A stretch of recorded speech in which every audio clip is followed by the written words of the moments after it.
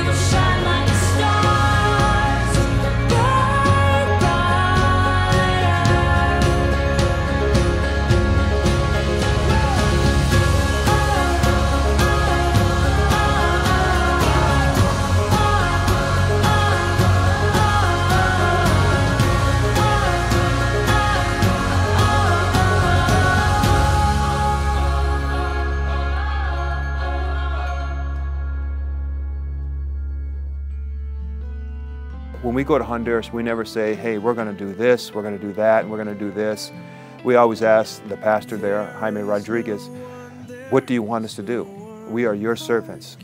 They know the needs much more than we know them. And so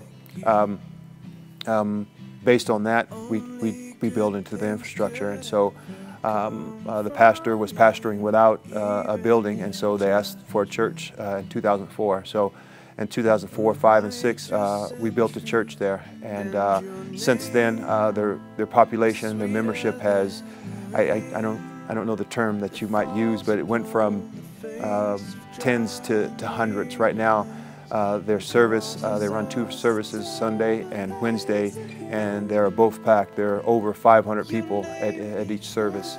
It's so fascinating because different people are going to jump into this stuff in different ways. For some people, it is a smart and natural process to take baby steps and to do some things locally, then perhaps to do some things in Mexico, and then say, one day I want to go to Honduras and do that whole experience. Other people say, you know what, I'm in. What's the most courageous, dangerous thing that Mountain Park has to offer in terms of a missions experience? Okay, well, right now, let's go to Honduras to see what happens. So different people are gonna, there isn't the right path, the one path in terms of how to do this. I think it's consistent with our sanawats, that we have these sanawats that are non-linear. So you can jump in on letters A through G. You can jump in on any of those letters, and some are going to be more wired to jump in on a particular letter, and perhaps one of the other letters will be a little further down the road. And so the whole journey with God is that it's set up to accommodate different personalities. I love to serve, and I'm very merciful, and so I have to balance that. because I want to do it all the time. But it's so cool to go out of the U.S. and go into another country. I've been to Africa, and I've done Honduras year before last. I went there. It's just great. It takes you into their environment, and I forget everything at home and just adjust and love them right where they're at, and basically just come back so filled and refreshed because they live a very simple life and just love everyone, and it's fun. It's cool. I love it. And every trip is different. I just feel privileged to be part of something that is bigger than everybody else. It's God size. It's watching God work through everybody, and the children there, I guess, always captures me the most. Being a high school educator, it gets me to a point where I see how happy these little kids are and how they don't need a lot, and how we can compare them to our kids here in the United States. And seriously, the only difference between our students here in the United States and the kids in Honduras are the kids in Honduras were born there. We obviously have privileges here in the United States that they don't have in Honduras, but all that put aside, the hearts that go out there, the kids and how they are faithful to each other, how they are wonderfully blessed in a lot of different ways, and they don't know what else is out there. It blows me away just to see some of these kids and where I think that they can go someday in life. And unfortunately, the poverty is so high there that you want to go ahead and grab these kids when they're young and hopefully educate them so that they can do something, serving God, serving their community, serving people. And that's one of our jobs, I feel, when we're down in Honduras, is getting these kids educated and ready to become leaders spiritually and become leaders amongst each other and leaders for the community, so they can go ahead and spread the Word of God and also spread knowledge and education and everything else to make their lives better.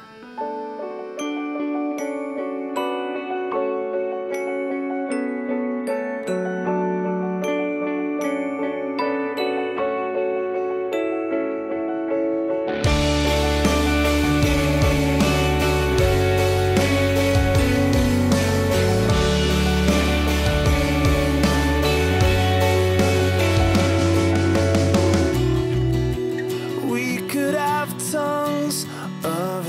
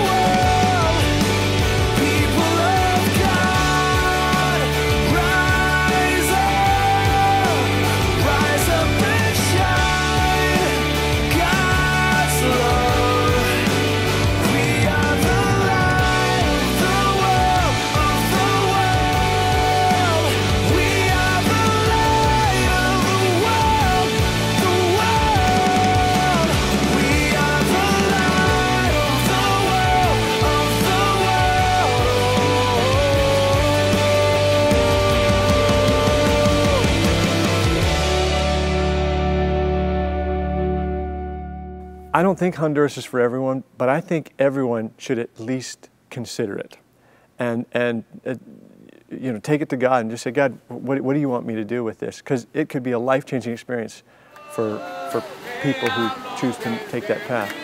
But again, it's not for everybody, and we don't have to feel this weight of guilt if we choose not to go. There are other local, meaningful ways that we can get involved. That's just what it means to be a follower of Christ. We get involved, we help in other ways. One way that people who feel like they're not called to go to Honduras, one way they can get involved is in a way that people consistently get involved here at Mountain Park, and that is to support what's happening in Honduras. But I think most people here at Mountain Park understand that right now I can't go, but I can give towards those who can go. And maybe it's even a sponsorship of knowing somebody in your D group, or somebody that you're in community with, who would love to go, but they can't afford it.